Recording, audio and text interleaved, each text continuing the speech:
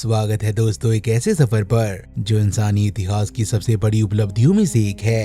एक ऐसा सफर जो हमें हमारी छोटी सी नीली दुनिया से उठाकर सोलर सिस्टम के उन विशाल रहस्यों के दरवाजे तक ले गया, जहां हवाओं की रफ्तार आवाज से तेज है, जहां जमीन पत्थर की नहीं बल्कि गैस की बनी है, और जहां के मून्स पर बर्फ के नीचे छुपा हुआ पानी शायद एलियन लाइफ का घर हो सकता है। जब 1960 के दशक में हम चांद पर जाने की तैयारी कर रहे थे, तभी नासा के कुछ साइंटिस्ट ने मैथ के जरिए एक ऐसी घटना का पता लगाया जो 176 सालों में सिर्फ एक बार होती है। एक ऐसा सेलेस्टियल अलाइनमेंट जहां बाहरी ग्रह यानी जुपिटर, सैटर्न, यूरेनस और नेपच्यून एक सीधी लाइन में आने वाले थे। इस अलाइनमेंट का मतलब था कि अगर हम सही वक्त पर स्पेसक्राफ्ट को लॉन्च करें तो हम एक ग्रह की ग्रेविटी का इस्तेमाल करके स्लिंगशॉट की तरह अगले ग्रह तक पहुंच सकते हैं, जिससे सफर का वक्त सालों से घटकर महीनों में आ जाएगा। ये शुरुआत थी ग्रैंड टूर की, एक ऐसा मिशन जिसने हमारे नजरिए को हमेशा के लिए बदल दिया।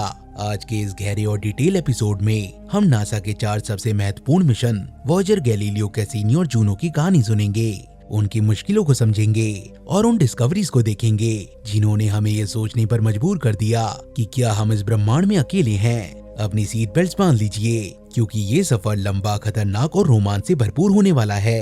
The Voyager program, the grand tour begins. हम कहानी की शुरुआत करते हैं 1977 से, जब नासा के 2 जुड़वा स्पेसक्राफ्ट वॉयेजर 1 और वॉयेजर 2 को अंतरिक्ष की गहराइयों में भेजा गया। लेकिन हैरानी की बात ये है कि वॉयेजर 2 को वॉयेजर 1 से पहले लॉन्च किया गया, क्योंकि उसका रास्ता लंबा था और उसे यूरेनस और नेपच्यून तक जाना था, जबकि वॉयेजर 1 को तेज रास्ते पर भेजा गया ताकि वो जल्द से जल्द जुपिटर और सैटर्न पहुंच सके और टाइटन, जो सैटर्न का सबसे बड़ा चांद है, उसे बहुत करीब से देख सके। जब मार्च 1979 में वॉयेजर 1 जुपिटर के करीब पहुंचा तो उसने जो तस्वीरें भेजी उन्हें देखकर पूरी दुनिया दंग रह गई, क्योंकि उस वक्त तक हम जुपिटर को सिर्फ धुंधले स्पॉट के रूप में देखते थे। लेकिन वॉयेजर ने दिखाया कि जुपिटर का एटमॉस्फेयर शांत नहीं बल्कि हिंसा और तूफान से भरा हुआ है। सबसे बड़ा झटका तो तब लगा जब वॉयेजर की इमेज को प्रोसेस करते वक्त नासा की नेविगेशन इंजीनियर लिंडा मोरेबिटो ने जुपिटर के चांद आयो की तस्वीर में एक बल्ज देखा। पहले उन्हें लगा कि शायद ये कोई नया चांद है जो आयो के पीछे छुपा हुआ है, लेकिन जब उन्होंने ध्यान से एनालाइज किया तो पता चला कि वो कोई चांद नहीं बल्कि आयो की सतह से निकलता हुआ एक विशाल ज्वालामुखी का धुआं था, जो अंतरिक्ष में 300 किलोमीटर ऊपर तक जा रहा था। ये डिस्कवरी इसीलिए ऐतिहासिक थी क्योंकि उससे पहले हम मानते थे कि धरती के अलावा बाकी सारी सेलेस्टियल बॉडी ठंडी और शांत है, लेकिन आयो ने साबित कर दिया कि जुपिटर की ग्रेविटी अपने चंद्रमाओं को इस तरह स्क्वीज करती है कि उनके अंदर गर्मी पैदा होती है, जिसे हम टाइडल हीटिंग कहते हैं। इसके अलावा वॉयेजर ने ही पहली बार जुपिटर के चारों तरफ एक पतला सा रिंग सिस्टम ढूंढा, जो सैटर्न के रिंग जितना शानदार तो नहीं, लेकिन उसने ये साबित किया कि गैस जायंट के पास रिंग्स होना एक आम बात हो सकती है। वॉयेजर ने हमें जुपिटर के ग्रेट रेड स्पॉट का क्लोजअप लुक दिखाया, एक ऐसा तूफान जो इतना बड़ा है कि उसमें कई पृथ्वियां आसानी से समा सकती हैं। ये तूफान एंटी क्लॉकवाइज डायरेक्शन में घूम रहा है, जहां हवाओं की रफ्तार 400 किलोमीटर प्रति घंटे से भी ज्यादा है। जब वॉयेजर स्पेसक्राफ्ट पहुंचा सैटर्न पर तो उसने पाया कि सैटर्न के रिंग्स कोई ठोस डिस्क नहीं है, बल्कि ये हजारों छोटे छोटे रिंगलेट से बने हैं जो बर्फ और पत्थर के टुकड़ों का मिश्रण है। वॉयेजर 1 ने सैटर्न के चांद टाइटन का भी दौरा किया, लेकिन वहाँ उसे निराशा हाथ लगी, क्योंकि टाइटन का एटमॉस्फेयर इतना घना और ऑरेंज रंग का था कि कैमरा उसके आर पार देख ही नहीं पाया, जिसके कारण साइंटिस्ट को टाइटन की सतह देखने के लिए अगले मिशन का इंतजार करना पड़ा। लेकिन वॉयेजर 2 ने सैटर्न के दूसरे चंद्रमाओं पर हैरान करने वाली चीजें देखी, जैसे में मार्स पर एक बहुत बड़ा क्रेटर देखा जो कि स्टार वॉर के डेथ स्टार जैसा दिखता था, और एनसेलेडस जो बहुत ही चमकदार और सफेद था, जिससे ये शक हुआ कि शायद वहाँ ताजा बर्फ जम रही है। वॉयेजर मिशन की सबसे खूबसूरत बात ये थी कि इन दोनों स्पेसक्राफ्ट पर एक गोल्डन रिकॉर्ड लगाया गया, जो कि सोने की परत चढ़ी हुई कॉपर की डिस्क है, जिसमें धरती की आवाजें 55 अलग अलग भाषाओं में ग्रीटिंग्स और म्यूजिक रिकॉर्ड किया गया है, ताकि अगर भविष्य में कोई एलियन सिविलाइजेशन इसे ढूंढे तो उसे पता चले कि हम कौन थे और हम कहाँ रहते थे। The Galileo mission, Triumph over adversity. Voyager के फ्लाई बाय ने हमें सिर्फ एक झलक दिखाई थी, लेकिन हमें वहाँ रुककर डिटेल में स्टडी करने के लिए एक ऑर्बिटर की जरूरत थी, और इसी मकसद से नासा ने गैलीलियो मिशन को डिजाइन किया, जिसे 1989 में स्पेस शटल एटलांटिस के जरिए लॉन्च किया गया। गैलीलियो का सफर आसान नहीं था, क्योंकि जब इसे जुपिटर की तरफ अपना मेन एंटीना खोलना था ताकि वो अर्थ पर डाटा भेज सके, तो वो एंटीना पूरी तरह खोल ही नहीं पाया, वो आधा फंसा रह गया। ये मिशन के लिए एक बहुत बड़ा संकट था, क्योंकि बिना हाई गेन एंटीना के हजारों हाई रेजोल्यूशन फोटो भेजना नामुमकिन था। लेकिन नासा के इंजीनियर ने हार नहीं मानी और उन्होंने स्पेसक्राफ्ट के कंप्यूटर को रिप्रोग्रामिंग करके डाटा को कंप्रेस करने का नया तरीका इजाद किया, ताकि छोटे एंटीना से भी काम चलाया जा सके। और इसी जुगाड़ और इंजीनियरिंग एक्सीलेंस की बदौलत गैलीलियो ने अपना मिशन पूरा किया। जुपिटर पहुंचने से पहले ही गैलीलियो ने इतिहास बना दिया, जब 1994 में शूमेकर लेवी 9 नाम का एक कॉमेट जुपिटर की ग्रेविटी के कारण टूटकर टुकड़ों में बिखर गया और सीधा जुपिटर से टकरा गया। गैलीलियो अकेला ऐसा मैनमेड ऑब्जेक्ट था जिसने इस टक्कर को सीधा देखा, जबकि अर्थ से हमें सिर्फ टक्कर के बाद के निशान दिखाई दिए। गैलीलियो ने दिखाया कि कैसे बड़े विस्फोट हुए और जुपिटर के बादलों में महीनों तक काले धब्बे रह गए, जिसने हमें एहसास दिलाया कि अगर जुपिटर नहीं होता तो शायद ऐसे कॉमेट्स धरती से टकरा सकते थे। इसीलिए जुपिटर को अक्सर सोलर सिस्टम का वैक्यूम क्लीनर कहा जाता है। दिसंबर 1995 में गैलीलियो ने एक छोटा सा एटमॉस्फेरिक प्रोब जुपिटर के बादलों में गिराया, जिसने 1 लाख माइल पर आवर की स्पीड से एंट्री ली और 57 मिनट तक डाटा भेजा, जब तक कि वो जुपिटर के भयानक प्रेशर और गर्मी की वजह से पिघल नहीं गया। इस प्रोब ने बताया कि जुपिटर के बादलों में पानी की कमी है और वहाँ हवाओं की स्पीड नीचे जाने पर कम नहीं होती बल्कि बढ़ती जाती है, जिसका मतलब है कि जुपिटर की हवाएं सिर्फ सतह पर नहीं बल्कि अंदर से आ रही इंटरनल हीट से चल रही हैं। लेकिन गैलीलियो की सबसे बड़ी लेगेसी है यूरोपा। गैलीलियो ने यूरोपा के ऊपर से कई बार उड़ान भरी और पाया कि उसकी सतह के ऊपर क्रेटर्स बहुत कम हैं, जिसका मतलब है कि सतह नई है और लगातार बदल रही है। मैग्नेटिक फील्ड डाटा ने कंफर्म किया कि यूरोपा की बर्फीली सतह के नीचे एक इलेक्ट्रिकली कंडक्टिव फ्लूइड है, जो नमकीन पानी का विशाल समुद्र ही हो सकता है। इस डिस्कवरी ने एस्ट्रोबायोलॉजी की फील्ड को जन्म दिया, क्योंकि जहाँ पानी है वहाँ जीवन की संभावना सबसे ज्यादा होती है। Cassini Huygens, the lord of rings. अब हम आते हैं उस मिशन पर जिसे सोलर सिस्टम का सबसे सफल इंटरनेशनल मिशन माना जाता है, कैसिनी ह्यूगिंस, जो नासा, ईसा और इटालियन स्पेस एजेंसी का जॉइंट प्रोजेक्ट था। 1997 में लॉन्च हुआ ये स्पेसक्राफ्ट 7 साल का लंबा सफर तय करके 2004 में सैटर्न पहुंचा। जनवरी 2005 में कैसिनी ने अपने साथी ह्यूगिंस प्रोब को सैटर्न के सबसे बड़े चांद टाइटन की तरफ रिलीज किया। ये एक ऐतिहासिक पल था, क्योंकि आज तक किसी ने भी आउटर सोलर सिस्टम के किसी भी चांद पर लैंडिंग नहीं की थी। टाइटन का वातावरण नाइट्रोजन से भरा है, लेकिन वहाँ ऑक्सीजन की जगह मीथेन और इथेन गैसेस हैं। जब ह्यूगिंस पैराशूट के जरिए नीचे उतर रहा था तो उसने देखा कि टाइटन पर नदियां, पहाड़ और झीलें हैं, लेकिन वो पानी की नहीं बल्कि लिक्विड मीथेन की हैं। ह्यूगिंस ने सतह पर लैंड करके एक तस्वीर भेजी जिसमें गोल पत्थर दिख रहे थे जो बर्फ के बने थे, लेकिन लिक्विड मीथेन के बहाव से घिसकर गोल हो गए थे। इसने साबित किया कि टाइटन पर मीथेन साइकिल चलता है, बिल्कुल वैसे ही जैसे धरती पर वाटर साइकिल चलता है। वहाँ बादल बनते हैं, मीथेन की बारिश होती है और नदियाँ बहती हैं। कैसिनी ने एक और छोटे से चांद एनसेलेडस पर जो देखा, उसने साइंस फिक्शन को भी पीछे छोड़ दिया। एनसेलेडस के साउथ पोल पर कैसिनी ने 4 बड़ी दरारें देखी, जिन्हें टाइगर स्ट्रिप्स नाम दिया गया। इन दरारों से लगातार पानी और बर्फ के फव्वारे अंतरिक्ष में फेंके जा रहे थे। कैसिनी ने हिम्मत करके इन प्लूम्स के बीच से उड़ान भरी और अपने इंस्ट्रूमेंट से उनका टेस्ट लिया और पता चला उसमें वाटर, सॉल्ट और ऑर्गेनिक मॉलिक्यूल्स मौजूद हैं। इसका मतलब था कि एनसेलेडस के नीचे भी एक गर्म पानी का समुद्र है, जहां हाइड्रोथर्मल वेंट्स एक्टिव हो सकते हैं, जो कि लाइफ के लिए एक परफेक्ट एनवायरनमेंट है। कैसिनी ने सैटर्न के नॉर्थ पोल पर एक परफेक्ट 6 साइडेड शेप का तूफान देखा, जिसे द हेक्सागोन कहते हैं। ये तूफान 30,000 किलोमीटर चौड़ा और इसकी दीवारें जेट स्ट्रीम से बनी हैं, जो अपनी शेप को मेंटेन करने के लिए एक ऐसे फिनोमिना को यूज करती हैं, जो फ्लूइड डायनेमिक्स के साइंटिस्ट के लिए आज भी एक पहेली बना हुआ है। 2017 में जब कैसिनी का फ्यूल खत्म होने वाला था, तो नासा ने एक फैसला किया कि उसे सैटर्न के एटमॉस्फेयर में जला दिया जाए, ताकि वो गलती से भी एनसेलेडस या टाइटन से टकराकर उन्हें धरती के बैक्टीरिया से कंटेमिनेट न कर दे। अपने आखिरी दिनों में कैसिनी ने ग्रैंड फिनाले परफॉर्म किया, जहां वो सैटर्न और उसके रिंग्स के बीच की खाली जगह में से 22 बार गुजरा। इस दौरान उसने रिंग्स का मास नापा और हमें बताया कि सैटर्न के रिंग्स इतने भारी नहीं है जितना हम सोचते थे, जिसका मतलब है कि वो शायद सैटर्न के बनने के बहुत बाद में बने हों, शायद डायनासोर एरा के आसपास।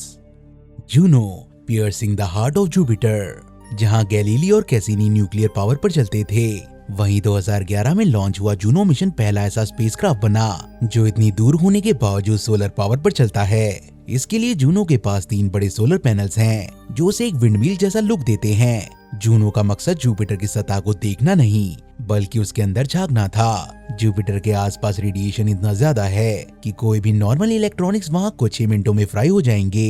इसीलिए जूनो के इंजीनियर्स ने उसके कंप्यूटर और सेंसर्स को टाइटेनियम के एक मोटे बॉक्स के अंदर बंद किया है जिसे रेडिएशन वॉल्ट कहा जाता है। जूनो जुपिटर के पोल्स के ऊपर से एक अंडाकार ऑर्बिट में घूमता है ताकि वो रेडिएशन बेल्ट से बचता रहे और वो हर 53 दिन में एक बार जुपिटर के करीब पेरिजोव पास करता है। सबसे शॉकिंग डिस्कवरी जो जूनो ने की वो ये थी कि जुपिटर का कोर कोई सॉलिड बॉल नहीं है। ग्रेविटी साइंस एक्सपेरिमेंट से पता चला कि जुपिटर का कोर डाइल्यूट या फजी है। साइंटिस्ट का मानना है कि जुपिटर की शुरुआत में शायद एक बहुत बड़ा प्रोटो प्लैनेट उससे टकराया होगा जिसने उसके सॉलिड कोर को तोड़कर पूरे ग्रह में बिखेर दिया। इसका मतलब है कि जुपिटर के सेंटर में हैवी मेटल्स और गैस का मिश्रण है जो हजारों किलोमीटर तक फैला हुआ है।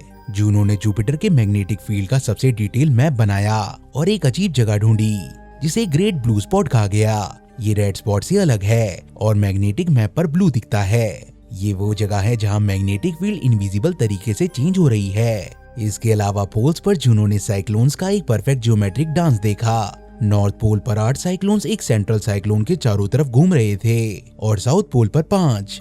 ये तूफान अपनी जगह से हिलते नहीं हैं, जो कि अर्थली फिजिक्स के हिसाब से नामुमकिन लगता है। जूनो के माइक्रोवेव रेडियोमीटर ने ये भी दिखाया कि वो खूबसूरत बेल्ट्स और जोन्स जो हम जुपिटर पर देखते हैं वो सिर्फ सतह पर नहीं बल्कि 3000 किलोमीटर नीचे तक जाते हैं, जहां जुपिटर का एटमॉस्फेयर फाइनली कंडक्ट होना शुरू हो जाता है। The moons worlds of wonder. अब हम अपने इस अंतरिक्ष सफर के उस सबसे रोमांचक और रहस्यमयी मोड़ पर आ गए हैं जहां हमें ये एहसास होता है कि हमारे सोलर सिस्टम की असली कहानी सिर्फ बड़े प्लैनेट्स में नहीं बल्कि उनके चारों तरफ घूमने वाली उन छोटी अनोखी और चमत्कारी दुनिया में छिपी है जिन्हें हम मून्स यानी चांद कहते हैं। जब हम चांद शब्द सुनते हैं तो हमारे दिमाग में अपने सूखे बंजर और क्रेटर से भरे हुए चांद की तस्वीर आती है, लेकिन जुपिटर और सैटर्न के चांद इस तस्वीर से बिल्कुल अलग हैं। ये अपने आप में पूरी तरह से एक विकसित दुनिया है जहां किसी पर आग के दरिये बह रहे हैं तो किसी पर प्लास्टिक जैसी मिट्टी के टीले हैं और किसी की मोटी बर्फीली चादर के नीचे इतना पानी है जो शायद हमारी पृथ्वी के सभी समुद्रों को मिलाकर भी उससे ज्यादा निकले। इन मून्स ने पिछले कुछ सालों में नासा के साइंटिस्ट को अपनी सोच बदलने पर मजबूर कर दिया, क्योंकि पहले जहां हम जीवन की खोज सिर्फ गोल्डीलॉक जोन यानी सूरज से एक निश्चित दूरी पर करते थे, वहीं अब इन चंद्रमाओं ने हमें सिखाया है कि जीवन सूरज की रोशनी के बिना भी गहरे अंधेरे और ठंडक में ग्रहों की ग्रेविटी से पैदा होने वाली गर्मी के सहारे पनप सकता है। आइए इन 4 मुख्य दुनियाओं यूरोपा, गैनीमेड की गहराइयों में उतरते हैं और देखते हैं कि नासा के स्पेसक्राफ्ट ने वहां क्या देखा जो इंसानी कल्पना से भी परे है। सबसे पहले हम रुख करते हैं जुपिटर के चौथे सबसे बड़े चांद यूरोपा की तरफ, जो शायद पूरे ब्रह्मांड में पृथ्वी के बाद वो जगह है जहां हमें जीवन मिलने की सबसे ज्यादा और सबसे मजबूत संभावना दिखती है। जब वॉयेजर स्पेसक्राफ्ट ने पहली बार यूरोपा को देखा तो साइंटिस्ट हैरान रह गए थे, क्योंकि पूरे सोलर सिस्टम में ये सबसे स्मूथ ऑब्जेक्ट है, जिसका मतलब ये है कि इस पर बड़े बड़े पहाड़ या क्रेटर्स नहीं हैं, जो कि बहुत ही अजीब बात है क्योंकि अंतरिक्ष में घूमने वाले पत्थर और कॉमेट्स लगातार हर बॉडी से टकराते रहते हैं।